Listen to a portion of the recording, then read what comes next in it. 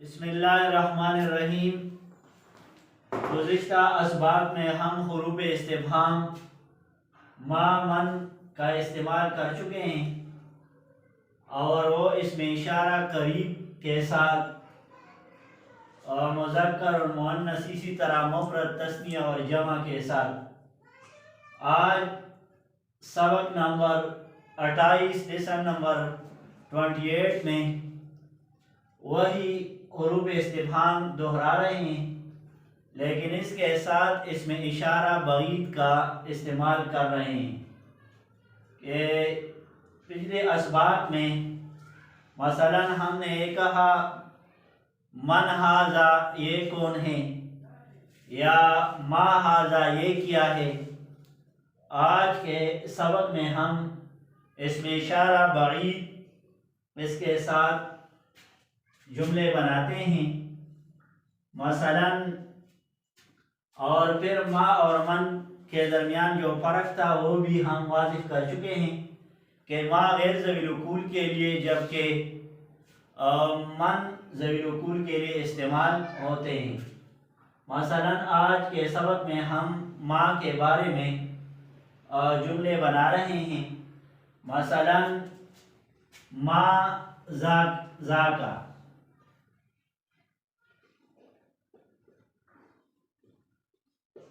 ما ذاکا کا مطلب کیا ہے، وہ کیا ہے، اور ذاکا ذالکا اور اولئکا اس کا استعمال بھی ہم کر چکے ہیں کہ ذاکا اس میں اشارہ بعید مذکر مفرد کے لیے استعمال ہوتا ہے، اس کا تثنیہ جو ہے وہ ذالکا ہے اور جمع اس کا اولئکا آتا ہے۔ اسی طرح اگر مؤنث کی طرف ہم جائیں تو مؤنث کے لیے تل کا استعمال ہوتا ہے، اس کا تثنیہ تانکا ہے اور اس کا جمع بھی مذکر کی طرح اولئکا استعمال ہوتا ہے۔ ما ذاکا، یہ کیا ہے، مثلا ما ذاکا، وہ کیا ہے، کسی نے کتاب کے بارے میں پوچھا، اس کی طرف اشارہ کرتے ہوئے پوچھا ما ذاکا، کہ وہ کیا ہے، تو ہم اس کا جواب دیں گے ذاکا کتابن، ذاکا کتابن، وہ کتاب ہے۔ لیکن یہاں پہ بھی تھوڑا سا سوچنا پڑے گا کہ آپ کسی چیز کی طرف اشارہ کرتے ہیں تو آپ کے ذہن میں یہ موجود ہوگا کہ جس چیز کے بارے میں میں پوچھ رہا ہوں کیا وہ مذکر ہے یا مؤنث ہے۔ اگر وہ مؤنث ہو، وہاں پہ کوئی چیز پڑا ہو، مثلا وہاں پہ گڑی ہے، گڑی کو عربی زبان میں ساعتن کہتے ہیں، تو آپ اس طرح نہیں کہہ سکتے کہ ما ذاکا، وہ کیا ہے، نہیں، گڑی چونکہ مؤنث ہے اسی وجہ سے اس کے ساتھ اس میں اشارہ بھی مؤنث استعمال ہوگا، وہاں پہ آپ ما ذاکا نہیں بلکہ ما تلکا کہہ سکتے ہیں۔ تو اسی وجہ سے یہ اس پہ سوچنا پڑے گا کہ جس چیز کے بارے میں میں پوچھ رہا ہوں کیا وہ مذکر ہے یا مؤنث ہے۔ اگر مذکر ہو، مفرد مذکر ہو، تو آپ اس کے ساتھ ذا کا استعمال کریں گے، جس طرح ہم نے یہاں پہ کتاب کے بارے میں پوچھا، کتاب چونکہ اردو میں مؤنث استعمال ہوتا ہے لیکن عربی زبان میں یہ مذکر ہے، تو اسی وجہ سے اس کا جواب ہوگا ذاک کتابن، وہ کتاب ہے۔ اسی طرح ایک اور کویسچن اس نے پوچھا ما ذاکا، ما ذاکا، وہ کیا ہے، مثلا اس نے دیوار کی طرف اشارہ کرتے ہوئے پوچھا ما ذاکا، وہ کیا ہے، تو آپ جواب دیں گے ذاکا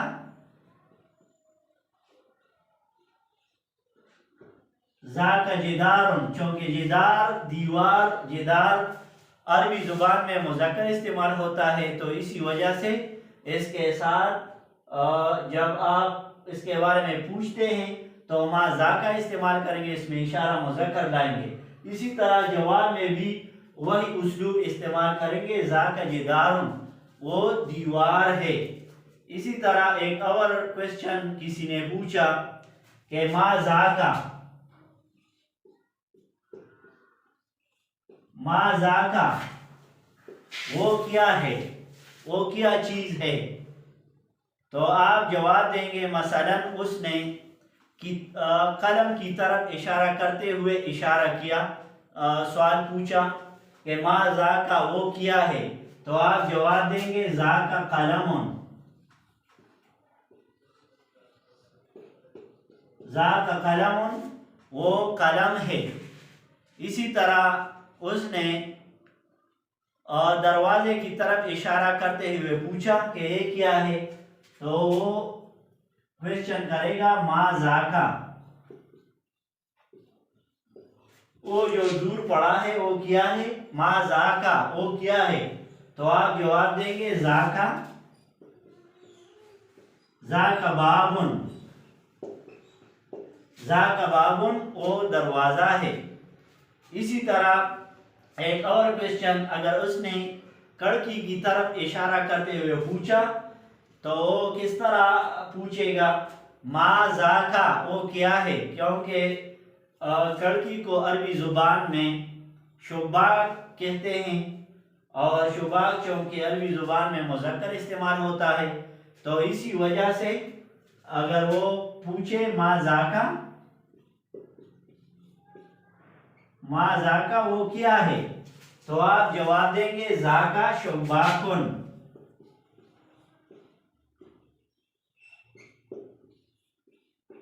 ذاکا شباکن وہ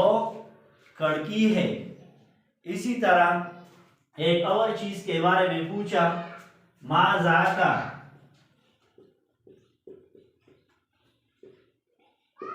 ما ذاکا وہ کیا ہے،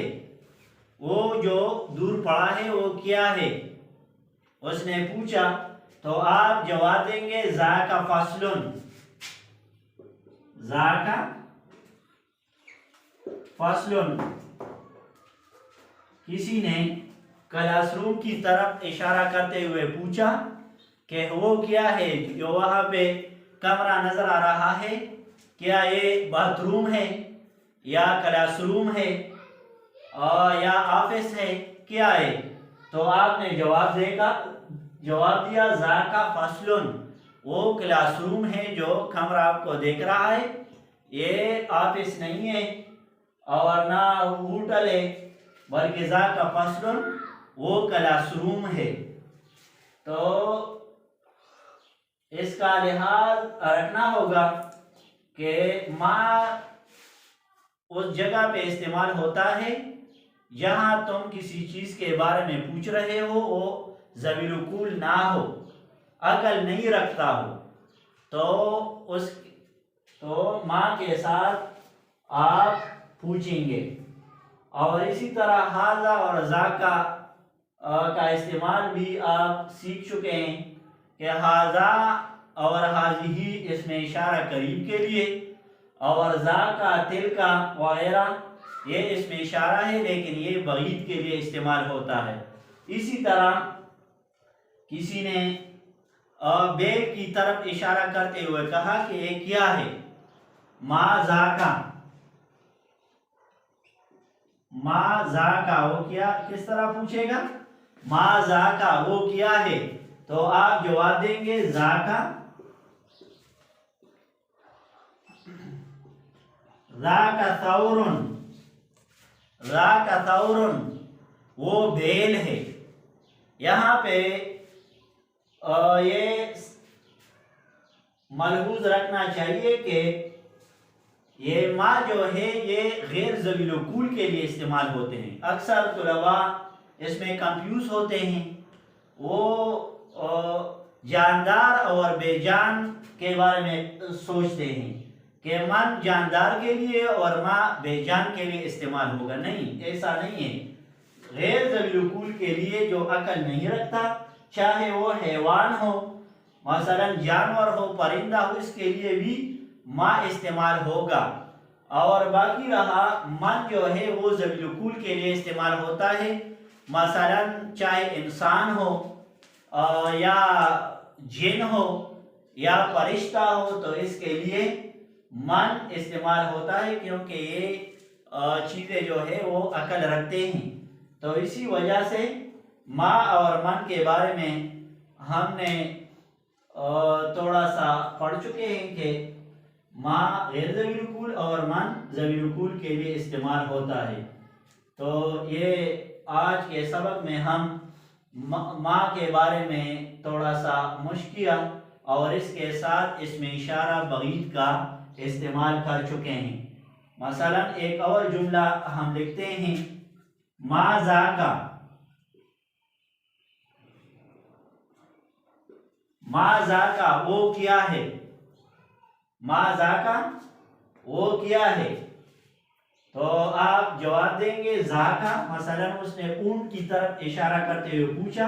کہ وہ کیا ہے, تو آپ جواب دیں گے ذاکا ذاکا ابل یا ذاکا جمل, وہ اونٹ ہے. تو آج کا سبق جو تھا وہ اس میں اشارہ بعید مذکر مفرد اور ما کے ساتھ تھا. تو انشاءاللہ آئندہ سبق میں ہم من ذوی العقول کے بارے میں مشق کریں گے. وآخر دعوانا ان الحمدللہ رب العالمین.